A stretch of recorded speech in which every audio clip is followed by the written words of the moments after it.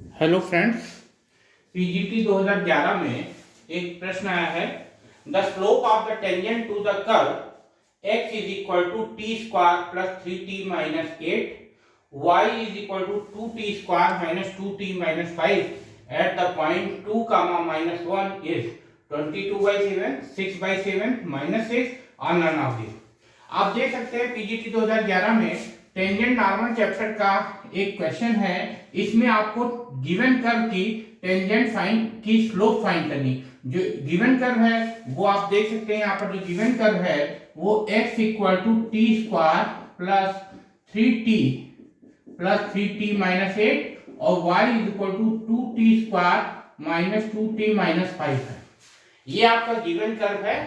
और आपको पता है जब x और y किसी थर्ड वेरिएबल t में एक्सप्रेस किए जाते हैं तो these equations are known as parametric equation of curve. These are known as parametric equation of curve. ये किसी कर्व की पैरामीट्रिक इक्वेशन है। जब x और y को किसी थर्ड वेरिएबल में एक्सप्रेस किया जाता है तो उस इक्वेशन को कहा जाता है पैरामीट्रिक इक्वेशन ऑफ कर्व। यहाँ आप देख सकते हैं x और y दोनों को थर्ड वेरिएबल t में एक्सप्रेस किया गया है तो ये एक कर्व की पैरामीट्रिक इक्वेशन है।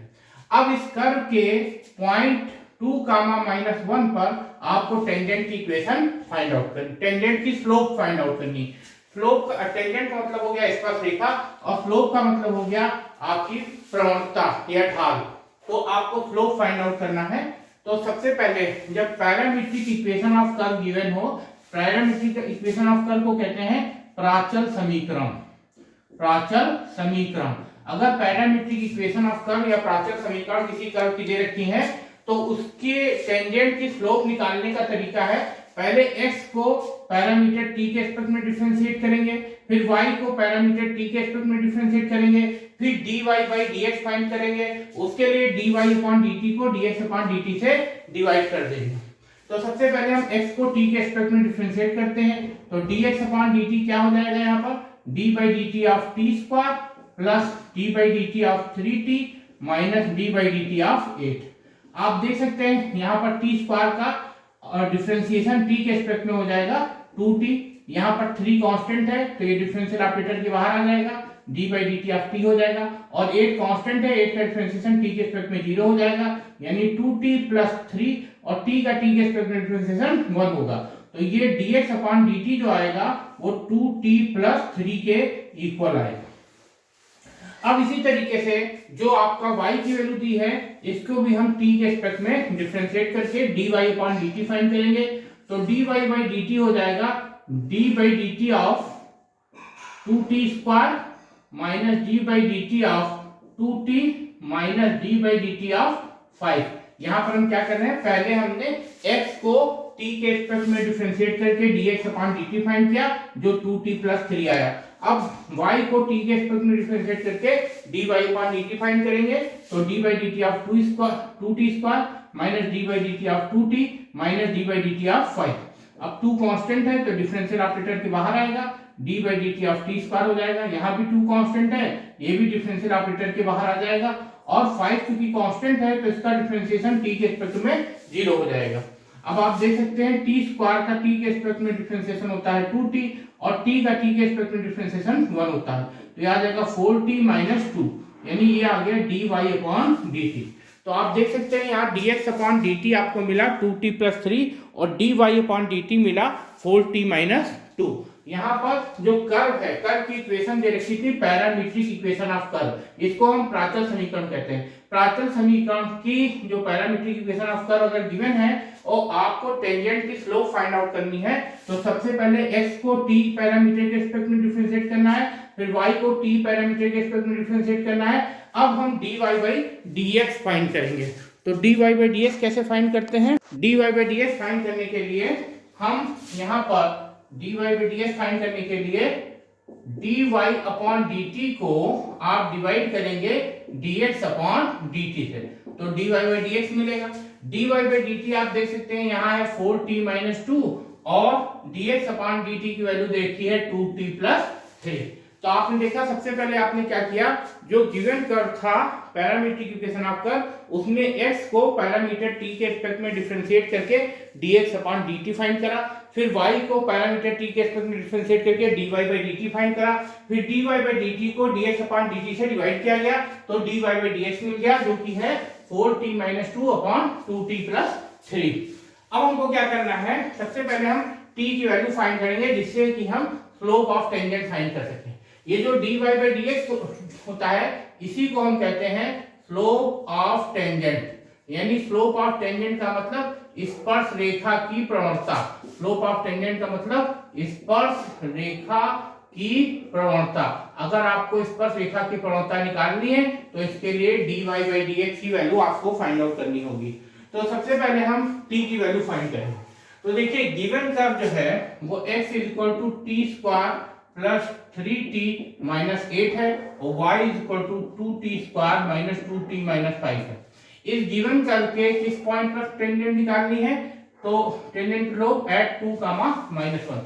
आप देख सकते हैं ये गिवन कर्व है और इस कर्व के पॉइंट 2, -1 पर हमको टेंजेंट की इक्वेशन, टेंजेंट की जो स्लोप है वो फाइंड आउट करनी है।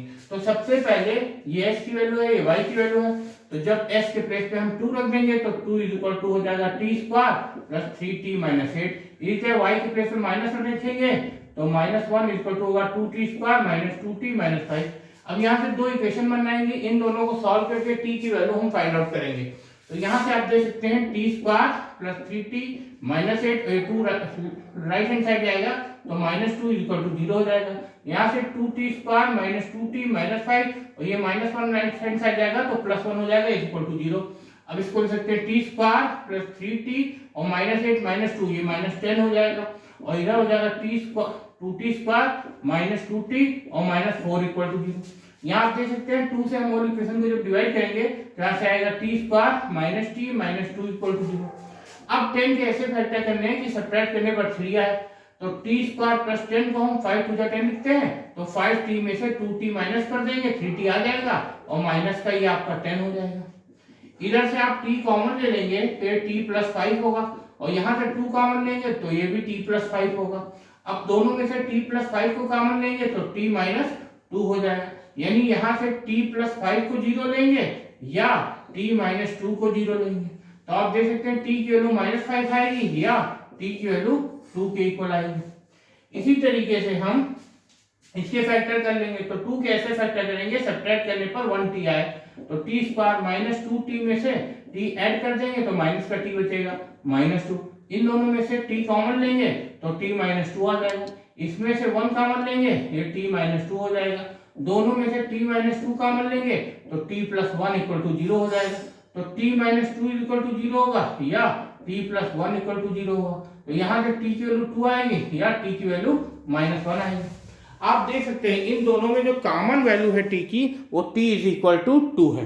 तो जब यहाँ पर कॉमन वैल्यू हम ले लेंगे t = 2, इसको मान लेंगे 1, इसको मान लेंगे 2, सो फ्रॉम फर्स्ट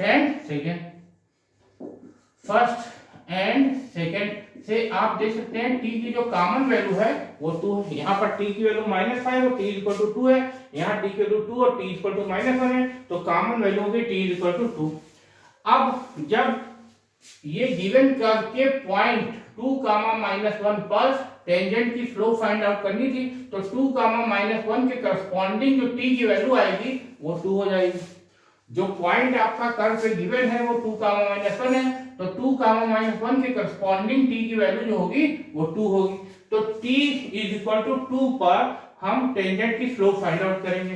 तो एट t = 2 जो dy बाई dx हो जाएगा वो हो जाएगा 4 × 2 - 2 अपॉन 2 × 2 + 3।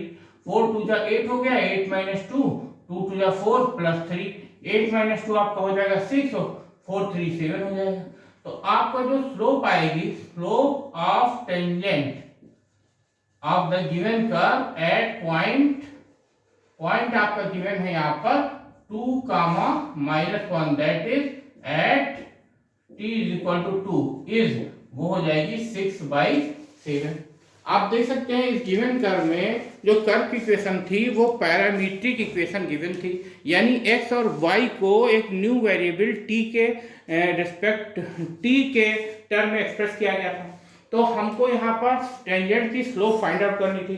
सबसे पहले हमने क्या किया, एक्स और वाई को पैरामीटर टी के रिस्पेक्ट में डिफरेंशिएट करके dx अपॉन dt फिर dy अपॉन dt निकाला, फिर dy बाई dt को dx अपॉन dt से डिवाइड करा तो dy बाई dx मिल गया, dy बाई dx आया 4t minus 2 upon 2t plus 3, और यही dy बाई dx जो होता है ये स्लोप ऑफ टेंजेंट या इस पर सेकंड की प्रवणता कहलाती है। अब हम जब t की वैल्यू यहाँ सब्स्टिट्यूट कर देंगे तो हमको स्लोप ऑफ टेंजेंट फाइंड हो जाएगी।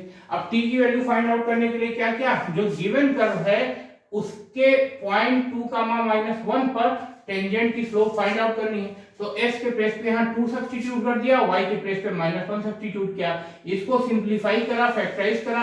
फैक्टराइज करने के बाद t की दो वैल्यू यहाँ मिल रही है 2 और -5, और यहाँ पे दो वैल्यू मिल रही है 2 और -1। इन दोनों में जो कॉमन वैल्यू है t = 2 है, तो जो 2 पॉइंट आपका गिवन था 2, -1 उसके करस्पॉन्डिंग जो t की वैल्यू आएगी वो 2 हो जाएगी। अब t = 2 पर इस टेंजेंट की स्लोप फाइंड करने के लिए t के प्लेस पे 2 रख देंगे, उसको सिंप्लीफाई करेंगे तो स्लोप ऑफ टेंजेंट जो निकलेगी 2, -1 पॉइंट पर वो आ जाएगी 6/7। Thank you.